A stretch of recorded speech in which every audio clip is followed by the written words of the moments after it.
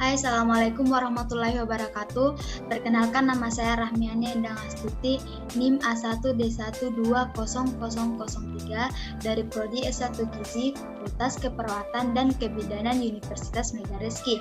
Di sini saya akan mempresentasikan hasil resume saya yang terkait dengan materi vitamin D untuk memenuhi final mata kuliah biokimia yang diampu oleh dosen Pak Anwar Lubis, SKM MSI. Yang pertama, signifikan of vitamin D. Vitamin D atau vitamin yang bersumber dari sinar matahari sebenarnya adalah hormon yang diproduksi dari sterol di dalam tubuh oleh aksi fotolitik sinar ultraviolet pada kulit individu yang menerima paparan sinar matahari sederhana yang mampu menghasilkan vitamin D mereka sendiri. Vitamin D berperan penting bersama dengan mineral kalsium, fosfor, dan magnesium dalam pemeliharaan kesehatan tulang dan gigi. Kekurangan vitamin D merupakan masalah kesehatan masyarakat global di semua kelompok umur.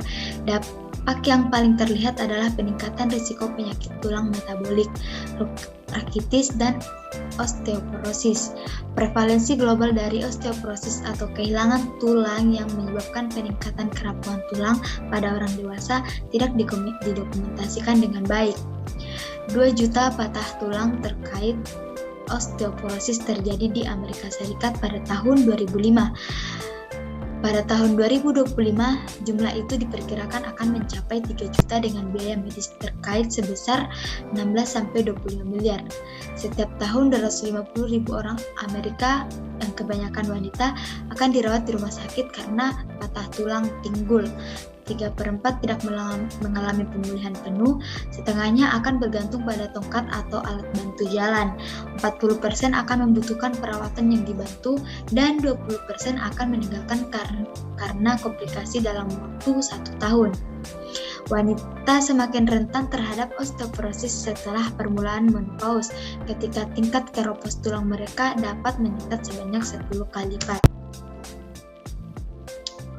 Sifat-sifat vitamin D.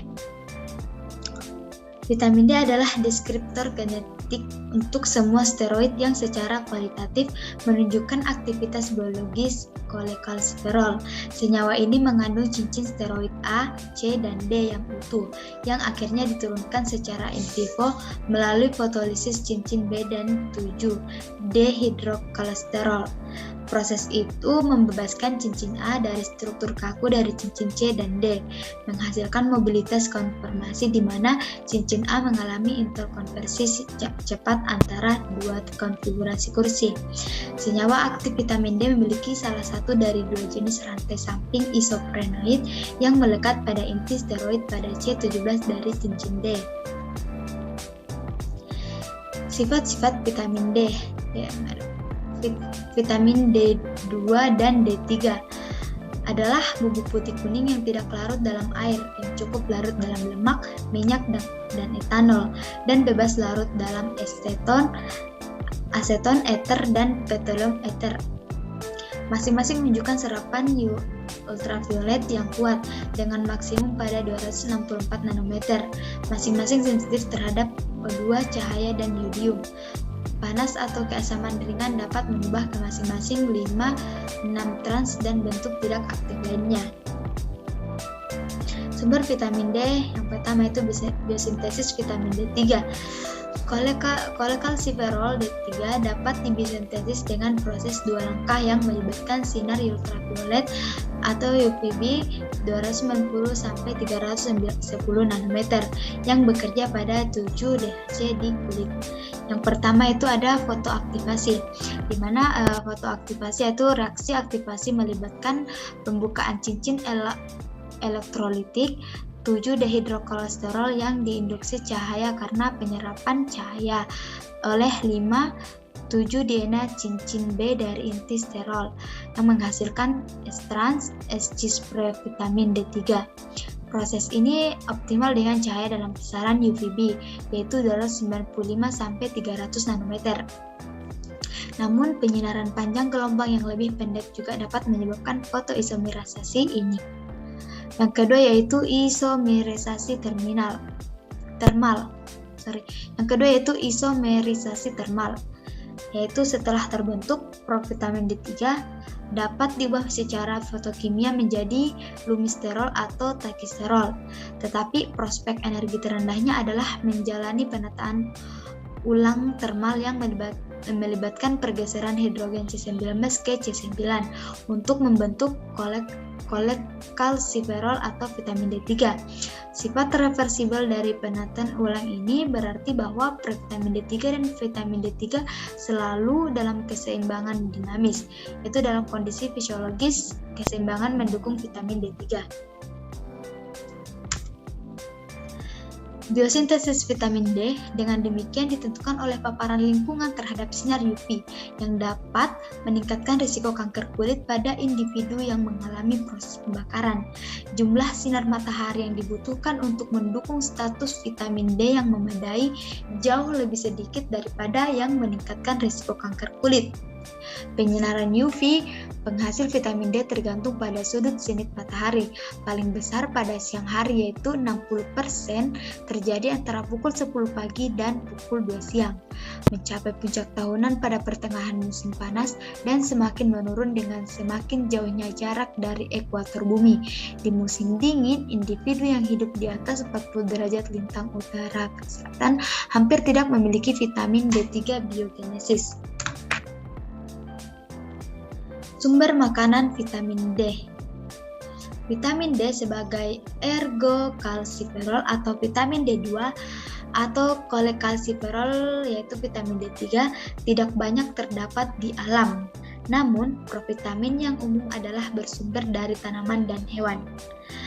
Ergokalsiferol dan prekursornya ergosterol terdapat pada tumbuhan, jamur, lumut kerak, dan beberapa invertebrata, misalnya siput dan cacing.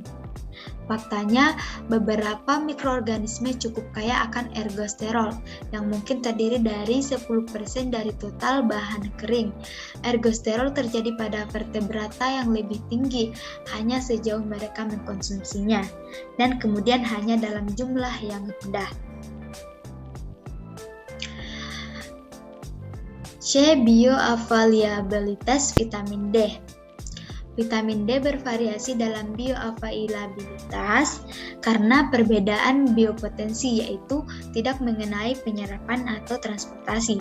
Vitamin yang membutuhkan aktivasi metabolik atau kolekalsiferol dan ergokalsiferol kurang biopoten dibandingkan dengan yang proksimal ke titik fungsi metabolisme, misalnya 25-OH vitamin D.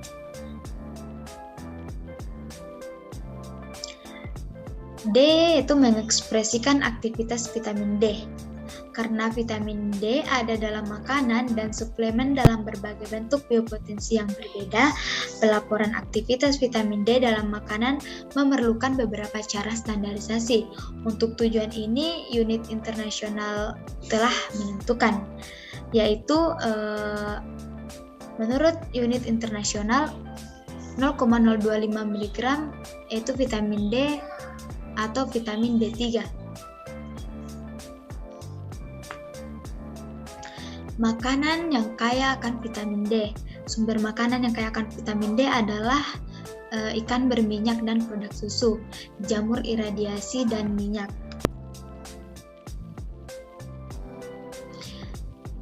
Yang keempat, enteric absorption of vitamin D misal dependent passive diffusion.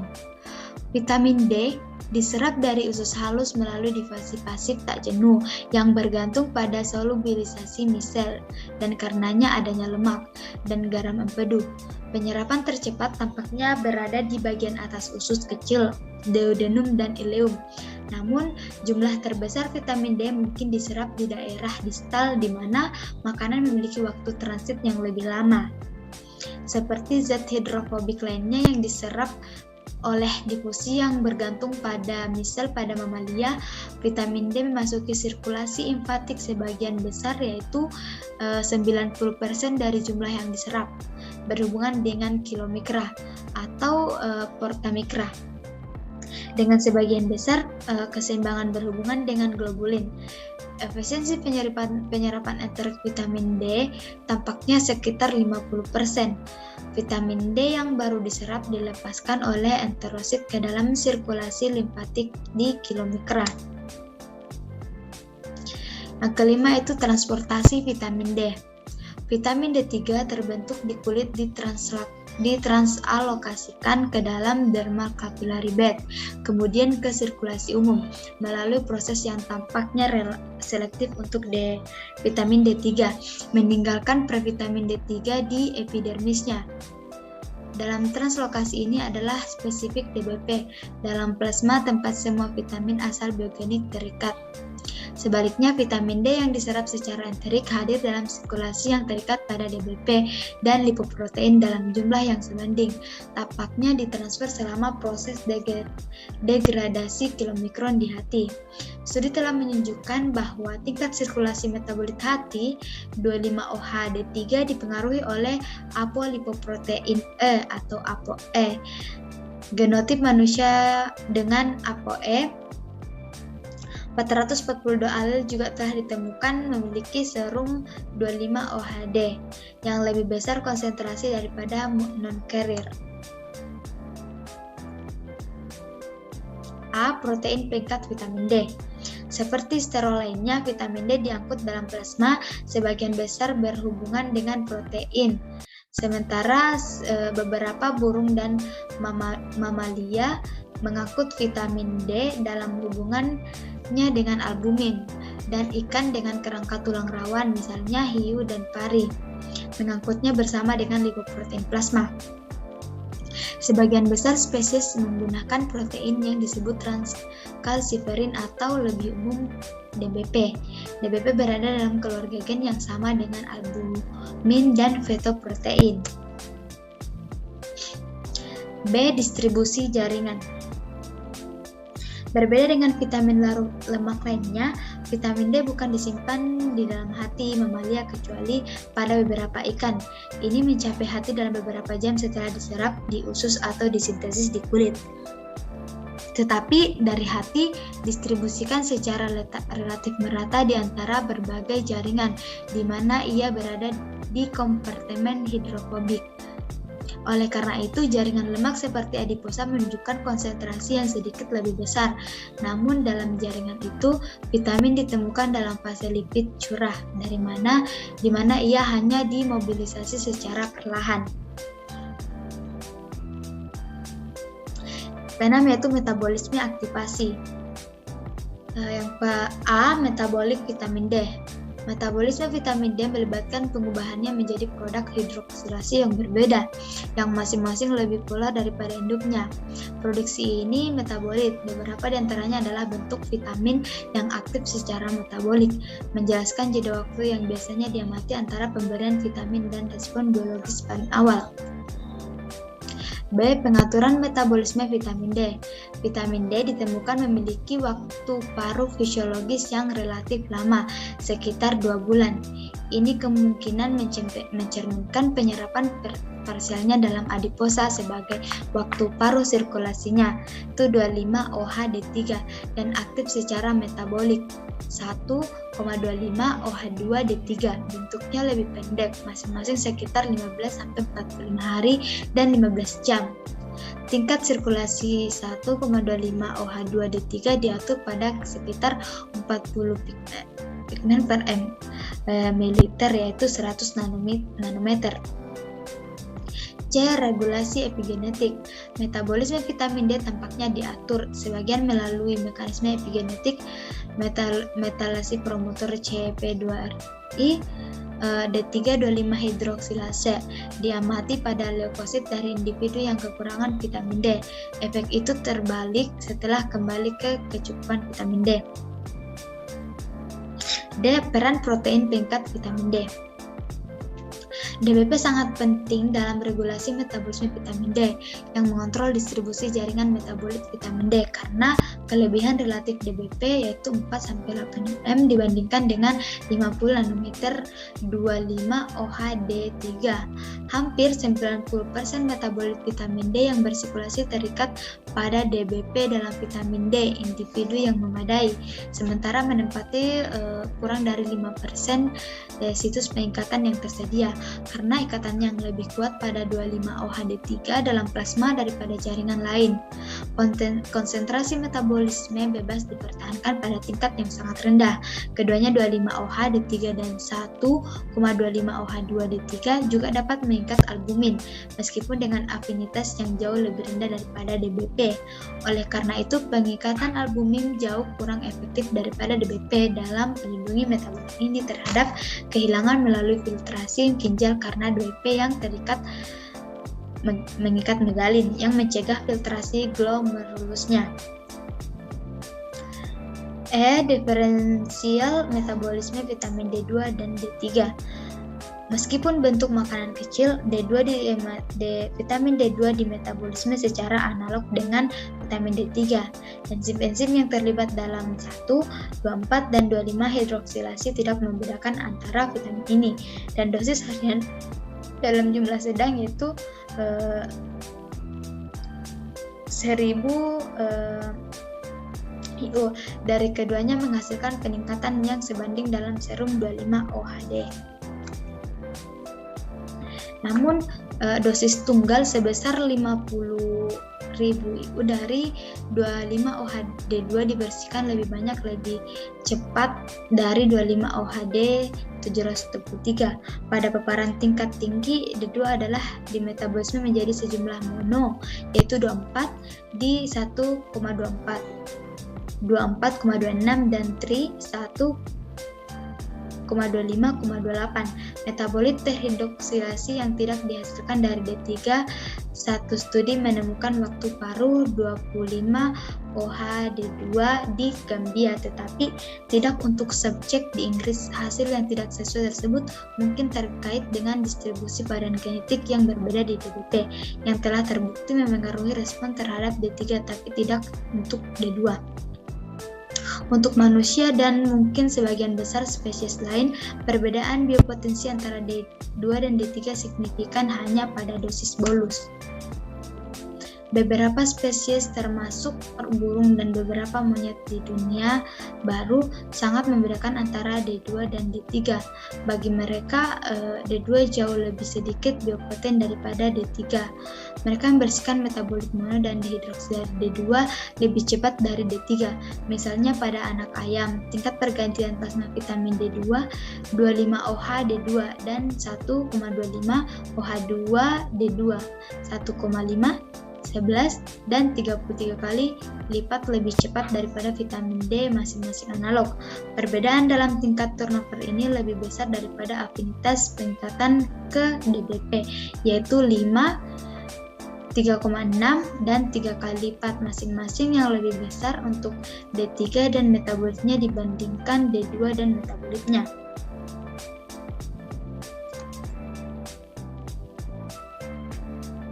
Baiklah, itulah hasil presentasi dari saya. Lebih dan kurangnya mohon dimaafkan, salah dan hilafnya mohon dimaafkan. Wabillahi taufiq wal hidayah. Wassalamualaikum warahmatullahi wabarakatuh.